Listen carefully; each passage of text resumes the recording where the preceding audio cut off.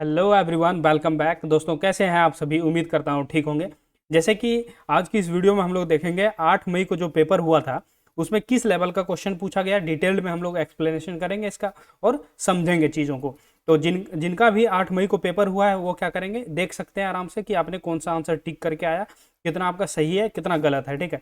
और अभी जिन लोगों का पेपर नहीं हुआ है, होने वाला है पेपर जी, यानी कि जैसे किसी का जून में है या अभी कुछ टाइम पहले, कुछ दिन पहले होने, मतलब कुछ दिन बाद होने वाला है। ठीक है। तो उनके लिए भी ये बहुत ज़्यादा इंपॉर्टेंट है। क्यों इंपॉर्टेंट है? क्योंकि आप क्वेश्चन को देखकर अंदाजा लगा सकते हैं कि किस हिसाब से क्वेश्चन पूछा जा रहा है।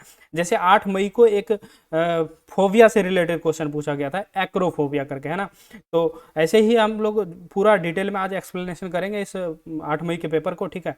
और समझने का प्रयास करेंगे। तो इस वीडियो को आप लोग क्या करेंगे, ज़्यादा से ज़्यादा शेयर कर देंगे जिनका पेपर अभी होने वाला है या तो जिनका हो भी गया है। ठीक है। तो ज़्यादा से ज़्यादा शेयर करेंगे, जो भी है आपके घर में भाई बहन दोस्त यार जो भी है, और उनको भी शेयर करना है।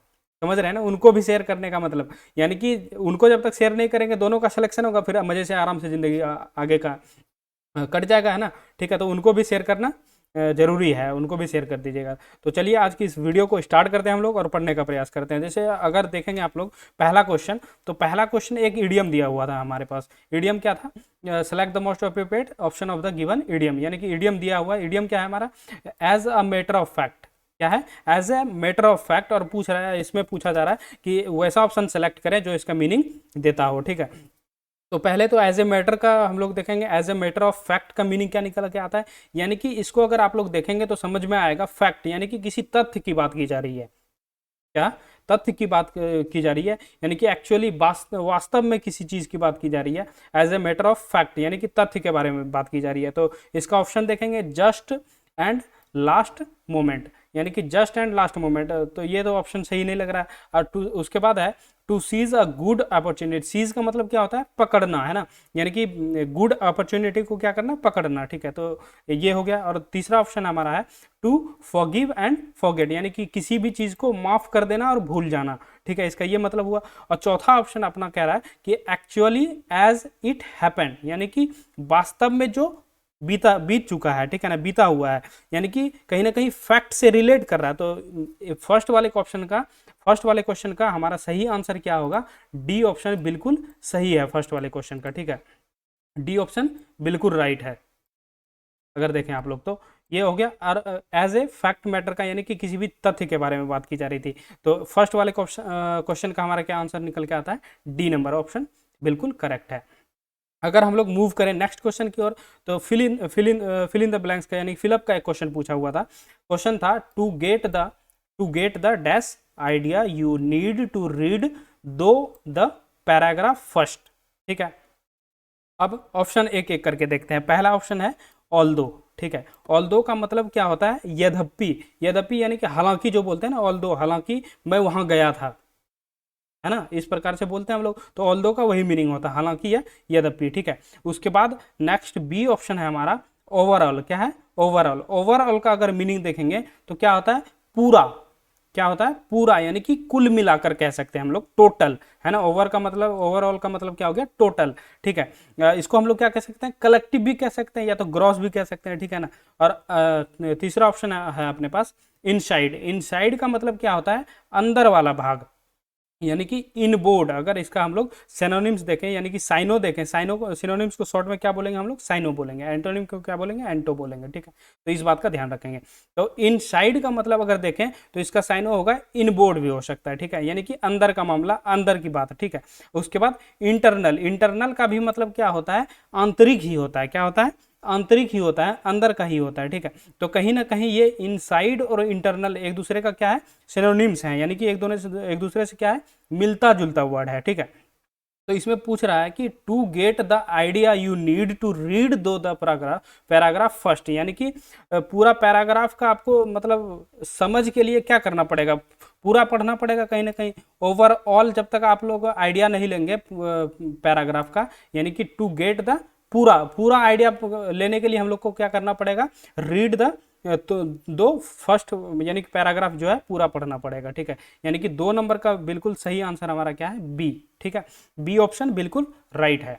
ठीक है, इतना समझ में आया होगा, उम्मीद कर रहा हूँ कि समझ में आ रहा होगा। तो अभी तक जिन्होंने इस वीडियो को लाइक नहीं किया है तो भाई साहब वीडियो को लाइक जरूर कर दें, और अभी तक शेयर नहीं किया तो आप शेयर भी जरूर करेंगे, ठीक है। तो अगर हम लोग मूव करें नेक्स्ट क्वेश्चन की ओर, नेक्स्ट क्वेश्चन हमारा क्या पूछ रहा है कि select the most appropriate option of the substitute the underline segment in the given sentence, ठीक है। यानी कि नीचे एक जो है ये सेंटेंस दिया हुआ है अपने पास, और इसमें जो अंडरलाइन किया हुआ भाग है इस वाले, इसमें कह रहा है कि क्या इंप्रूवमेंट करने की जरूरत है। अगर नो इंप्रूवमेंट है तो नो इंप्रूवमेंट यानी कि डी नंबर को टिक करेंगे, अगर इंप्रूवमेंट करने की जरूरत है तो क्या इंप्रूवमेंट यानी कि इसका सही क्या होगा, ठीक है। तो जैसे मैं अगर आप लोगों को बताऊं कि कैन हमारा क्या है, यहाँ कैन है मॉडल एक्सिलरी वर्ब, क्या है मॉडल एक्सिलरी वर्ब। और मॉडल एक्सिलरी वर्ब क्या क्या होते हैं, can, could, may, might, should, ये सब ये सारे क्या है मॉडल एक्सिलरी वर्ब। इस बात का आप लोग ध्यान रखेंगे कि मॉडल एक्सिलरी वर्ब के बाद हम लोग वर्ब के फर्स्ट फॉर्म का यूज करते हैं। क्या करते हैं, मॉडल एक्सिलरी वर्ब के बाद हम लोग वर्ब का फर्स्ट फॉर्म यूज करते हैं, ठीक है। और वर्ब के पहले अगर मैं ऑप्शन देखें ओनली मी कुड है, ठीक है, बी ऑप्शन है आई ओनली आई कैन, उसके बाद मी कैन, यू ओनली, और उसके बाद नो इंप्रूवमेंट, यानी कि इस वाले क्वेश्चन में तो कुछ ना कुछ इंप्रूवमेंट है, तो डी ऑप्शन होगा नहीं, ठीक है। और मैं अगर आप लोगों को और एक चीज बताऊं कि वर्ब के पहले हम लोग क्या करते हैं, सब्जेक्टिव केस का यूज करते हैं, नॉमिनेटिव केस का यूज करते हैं, यानी कि वर्ब के पहले सब्जेक्टिव केस का यूज करते हैं हम लोग, ना कि ऑब्जेक्टिव केस का।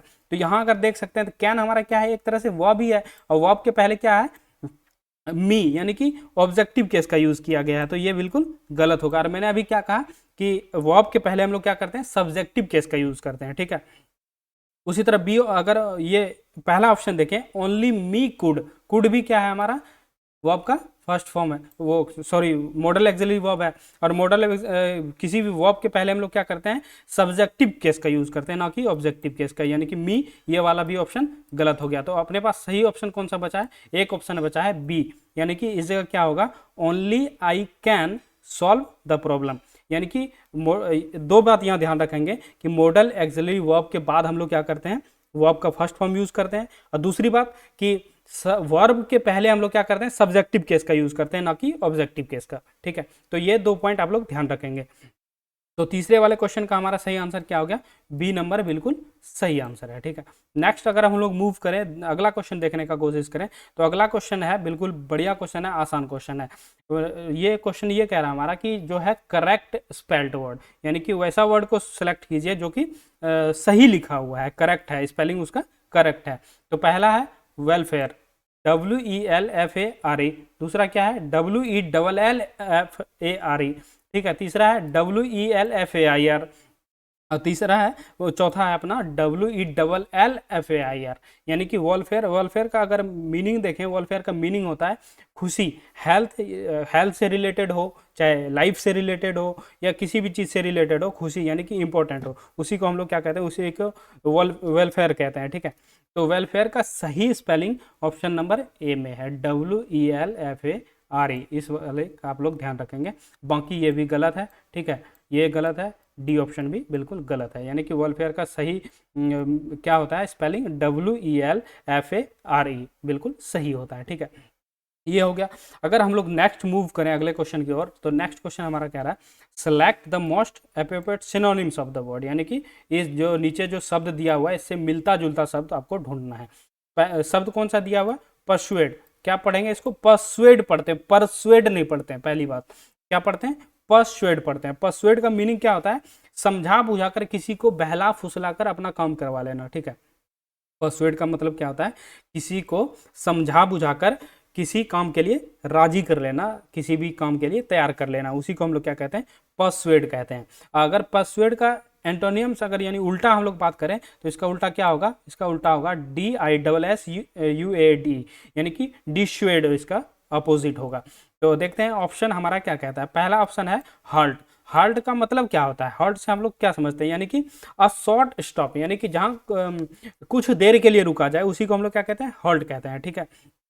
उसके बाद बी ऑप्शन है अपना डिप्लेट। क्या है डिप्लेट, डिप्लेट का मतलब क्या होता है, डिप्लेट का मतलब होता है कम करना किसी भी चीज को, to reduce the amount. Deplete का मतलब क्या होता है, टू रिड्यूस द अमाउंट, ठीक है। और उसके बाद सी ऑप्शन है कॉग्स। क्या है कॉग्स, कॉग्स का मतलब क्या होता है, to persuade somebody something gently, यानी कि किसी को खुशामद करके या तो बहला फुसला कर तैयार कर लेना, उसी को क्या कहते हैं हम लोग, कॉग्स कहते हैं। ठीक है, तो यानी कि यही हमारा आंसर मिल जाता है। सिनोनिम्स पूछा था, परसुएड का मीनिंग भी वही होता है और कॉग्स का भी मीनिंग हमारा वही निकल के आया, यानी कि टू किसी को क्या करना, बहला फुसला कर किसी भी काम के लिए तैयार कर लेना। ठीक है, टू परसुएड समबडी जेंटली, यानी कि किसी को जेंटल तरीके से क्या कर लेना, अपने काम के लिए मना लेना, उसी को क्या कहते हैं हम लोग, कॉग्स कहते हैं। इम्पोज, इम्पोज का मतलब क्या होता है, किसी के ऊपर जबरदस्ती किसी भी चीज़ को थोप देना। थोपने का मतलब यह है किसी के सर के ऊपर जबरदस्ती वो इंजाम लगा देना। जैसे to be accept by using your power या तो अथॉरिटी, यानी कि जो आपके पास कोई पावर है, आपके नीचे कोई काम कर रहा था, आपने क्या किया, जबरदस्ती इम्पोज कर दिया उसके ऊपर कि नहीं इसने ये ऐसे किया होगा या वैसे किया, जो भी है। ठीक है, यानी कि इम्पोज का मीनिंग हमारा क्या निकल के आ गया, किसी को जबरदस्ती अपने पावर के हिसाब से या तो अपना जो भी आपके पास है अथॉरिटी उसके हिसाब से इम्पोज करते हैं। ठीक है ना, यानी कि जबरदस्ती।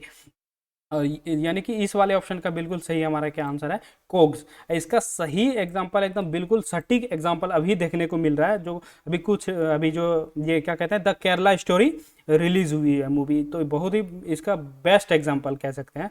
तो अभी तक बहुत ही बढ़िया मूवी है, एक तरह से आप लोगों ने अगर नहीं देखा है तो जाके देख लेंगे, लेकिन हाँ अभी नहीं, एग्जाम के बाद देखना है भाई साहब। मूवी वगैरह तो होते रहेगा जिंदगी भर, पहले एग्जाम, एग्जाम को टारगेट करते हुए पढ़ाई करनी है, पढ़ाई के बाद फिर जीवन में एक बार सिलेक्शन हो जाता है ना, फिर जो है मूवी वूवी दुनियादारी ये सब फिर चलते रहेगा। ठीक है, ये हो गया। नेक्स्ट क्वेश्चन अगर हम लोग देखें, नेक्स्ट क्वेश्चन फिलअप का क्वेश्चन है, फिल इन द ब्लैंक्स का क्वेश्चन है। पूछा गया है Anand Kumar is a dash unique teacher, यानी कि आर्टिकल से रिलेटेड क्वेश्चन पूछा गया। 4 ऑप्शन दिया हुआ है, पहला ऑप्शन है एन, सेकेंड ऑप्शन है द, सी ऑप्शन है नो आर्टिकल, डी ऑप्शन है ए, यानी कि आर्टिकल तो लगेगा, यानी कि सी वाला तो गलत है।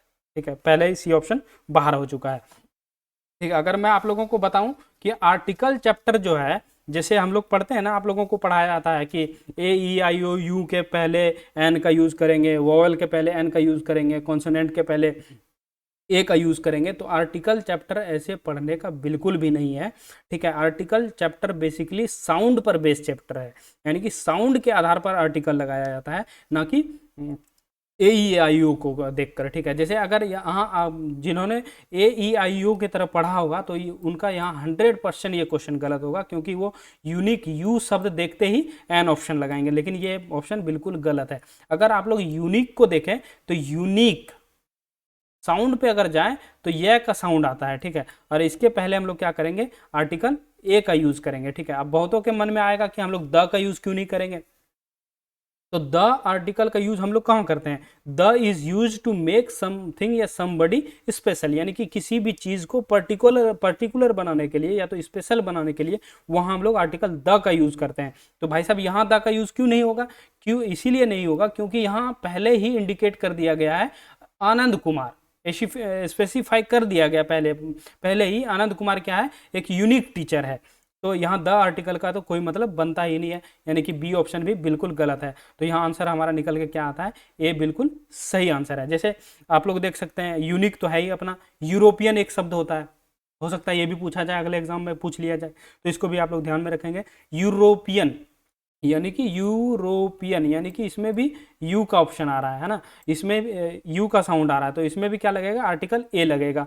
और जैसे अम्ब्रेला लिखते हैं तो अम्ब्रेला, अम्ब्रेला यानी कि अ का साउंड आ रहा है, इसीलिए यहाँ एन का यूज करते हैं अम्ब्रेला के पहले। ठीक है, क्लियर हो गया ये कॉन्सेप्ट। यानी कि मैंने यहाँ बताया आर्टिकल द का यूज कहाँ करते हैं, किसी भी चीज को पर्टिकुलर फिक्स बनाने के लिए, स्पेशल बनाने के लिए आर्टिकल द का यूज करते हैं। इस वाले क्वेश्चन में पहले ही स्पेसिफाई कर दिया गया था आनंद कुमार, तो इसमें यहाँ आर्टिकल द का यूज होगा नहीं। ठीक है, और अभी मैंने बताया साउंड के बेस पर आर्टिकल को पढ़ा जाता है, उसके हिसाब से ये ऑप्शन हमारा बिल्कुल करेक्ट ऑप्शन है, यानी कि 6 का डी ऑप्शन बिल्कुल करेक्ट है। नेक्स्ट अगर हम लोग बढ़ें, select the most appropriate antonym of the word, यानी कि जो वर्ड नीचे दिया हुआ है इसका क्या पूछा जा रहा है, अपोजिट पूछा जा रहा है, उल्टा पूछा जा रहा है हमेशा हम लोगों से। तो वर्ड कौन सा है, हाईलाइट। क्या है, हाईलाइट। हाईलाइट का मतलब क्या होता है, हाईलाइट का मतलब होता है गिविंग स्पेशल अटेंशन, यानी कि किसी भी चीज़ पर अगर आप स्पेशल अटेंशन देते हैं, जैसे आप लोग पढ़ते हैं, पढ़ते समय हम लोग क्या करते हैं, हाईलाइटर का यूज़ करते हैं। ठीक है ना, हाईलाइटर का यूज़ कैसे करते हैं, जैसे ये डाउन प्ले लिखा हो, इसके नीचे मैंने हाईलाइट कर दिया, यानी कि इस शब्द को मैंने क्या किया, हाईलाइट किया, पूरे पैराग्राफ में से कुछ चीज़ों को हम लोग क्या करते हैं, हाईलाइट करते हैं। करते हैं, बिल्कुल सही बात है। हाँ भाई साहब करते हैं। यानी कि हाईलाइट का मतलब क्या निकल के आया, गिविंग स्पेशल अटेंशन, यानी कि किसी भी चीज़ पर स्पेशल अटेंशन देते हैं, उसी को हम लोग क्या कहते हैं, हाईलाइट कहते हैं। हाईलाइट का मतलब यही होता है, ठीक है। तो ऑप्शन देखते हैं, ऑप्शन कौन कौन सा है हमारे पास। ऑप्शन ए है कंसीडर। क्या है, कंसीडर। कंसीडर का मतलब क्या होता है, कंसीडर का मतलब अगर आप लोग देखें तो कंसीडर का मतलब होता है केयरफुली मेकिंग अ डिसीजन, यानी कि किसी भी डिसीजन को लेने से पहले बहुत ही बढ़िया से सोच समझ के, तर्क वितर्क उसका निकाल के, ये पूरा एक्सप्लेनेशन देख के उसके बाद डिसीजन लिया जाता है, यानी कि कंसीडर करके डिसीजन लिया जाता है। हम लोग ये भी कह सकते हैं think about something in a particular way, यानी कि किसी भी चीज़ को लेकर एक पर्टिकुलर वे में सोचना, उसी को हम लोग क्या कहते हैं, कंसीडर कहते हैं। तो ऑप्शन नंबर ए क्लियर हुआ। उसके बाद बी ऑप्शन हमारा कहता है विटल। विटल का मतलब क्या होता है, इंपॉर्टेंट। इसका मतलब क्या होता है, important, something is important, something is very important, ठीक है। और सी ऑप्शन है हमारा डिस्क्राइब। डिस्क्राइब का मतलब क्या होता है, किसी भी चीज का वर्णन करना। वर्णन करने का क्या मतलब है, यानी कि किसी भी चीज का डिटेल एक्सप्लेनेशन निकालना, डिटेल एक्सप्लेनेशन देना किसी भी चीज का, उसी को हम लोग क्या कहते हैं, डिस्क्राइब करना, ठीक है ना। ये ऑप्शन भी हमारा क्लियर होता है, ठीक है। और डी ऑप्शन हमारा कहता है डाउन प्ले। डाउन प्ले का मतलब क्या होता है, लीस्ट इंपॉर्टेंट। डाउन प्ले का मतलब क्या होता है, लीस्ट इंपॉर्टेंट, यानी कि कम इंपॉर्टेंट। यानी कि अगर आप लोग देख सकते हैं तो विटल का भी अपोजिट क्या है, डाउन प्ले कह सकते हैं आप।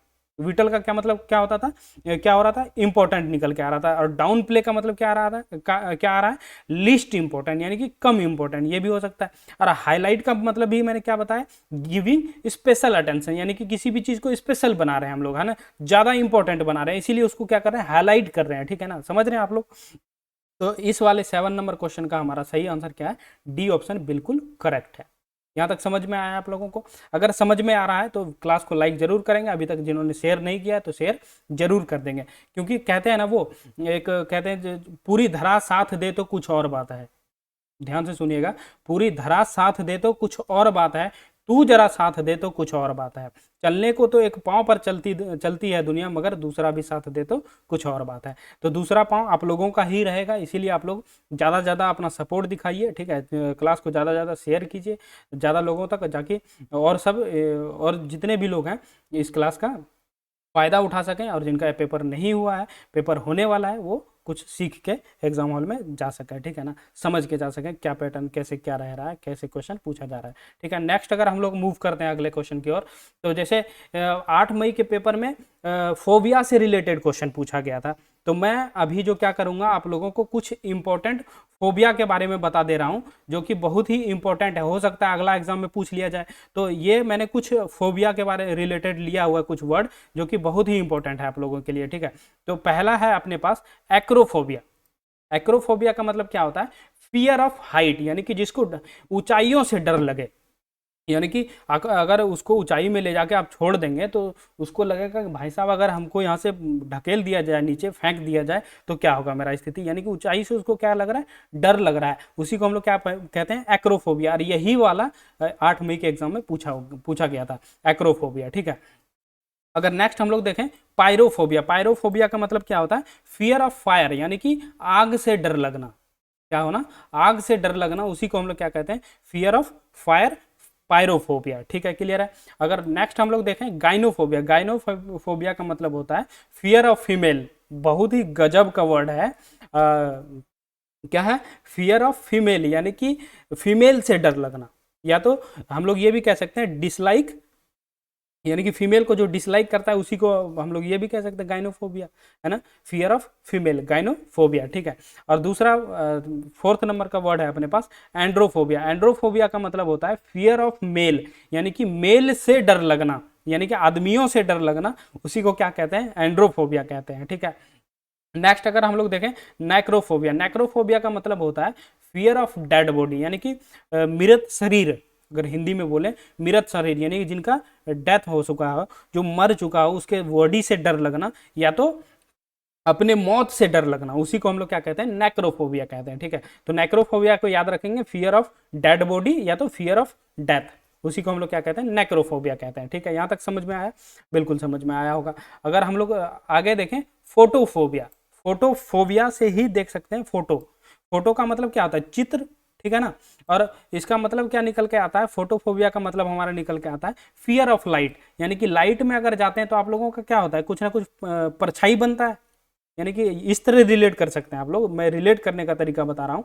यहाँ जैसे फोटो छिपा हुआ है फोटोफोबिया में, और लाइट में जाने के बाद क्या होता है, हमारा परछाई बनता है, यानी कि फोटो बनता है।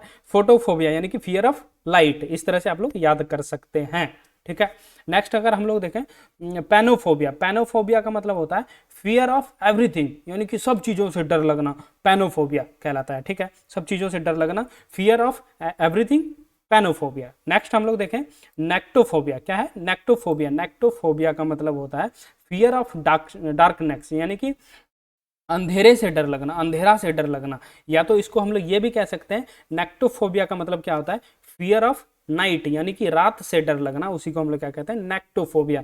यानी कि रात में, नेक्टोफोबिया जिसको है, आप मिजाल है आप उसको रात में बाहर ले जाए, कभी नहीं ले जा सकते भाई साहब। क्यों? क्योंकि उसको नेक्टोफोबिया है, fear of night, fear of darkness, ठीक है, ये बोल सकते हैं। और लास्ट अपना है हाइड्रोफोबिया, जो कि बहुत ही चर्चित है, यानी कि लगभग लगभग सबको पता होगा, हाइड्रोफोबिया, फियर ऑफ वाटर, यानी कि पानी से डर लगना। जिसको नहाने के लिए भी, वो नहाने के लिए भी मेरे ख्याल से सोचता होगा, नहाते टाइम भी डरता होगा, ये वैसा डर, उसी को हम लोग क्या कहते हैं, हाइड्रोफोबिया कहते हैं, ठीक है। तो ये रहा आज का वीडियो, ठीक है।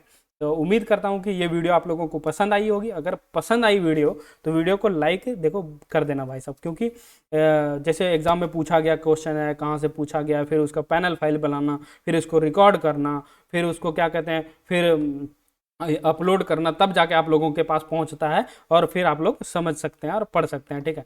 तो उम्मीद करता हूं कि आज की इस वीडियो में जो मैंने बताया, जो क्वेश्चन मैंने समझाया, आप लोगों को बखूबी तरीके से समझ में आया होगा, ठीक है।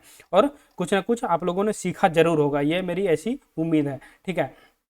तो इसी उम्मीद और आशा के साथ मैं चाहता हूं कि आज की इस क्लास को मैं यहीं पर समाप्त करूंगा, ठीक है। और मिलता हूं किसी नेक्स्ट वीडियो में आप लोगों से, किसी नेक्स्ट टॉपिक को, किसी अच्छे टॉपिक को लेकर। और जैसे ही एग्ज़ाम हमारा कंप्लीट हो जाता है, फिर मैं कोशिश करूंगा कि आप लोगों को थ्योरी वाला क्लास दिया जाए। तो आप लोग कमेंट सेक्शन में ज़रूर बताएं कि थ्योरी क्लास स्टार्ट करना चाहिए, नहीं करना चाहिए, ठीक है। मिलते हैं किसी नेक्स्ट वीडियो में नए टॉपिक के साथ, तब तक अपना ध्यान रखिए, पढ़ते रहिए, मस्त रहिए। बहुत बहुत धन्यवाद।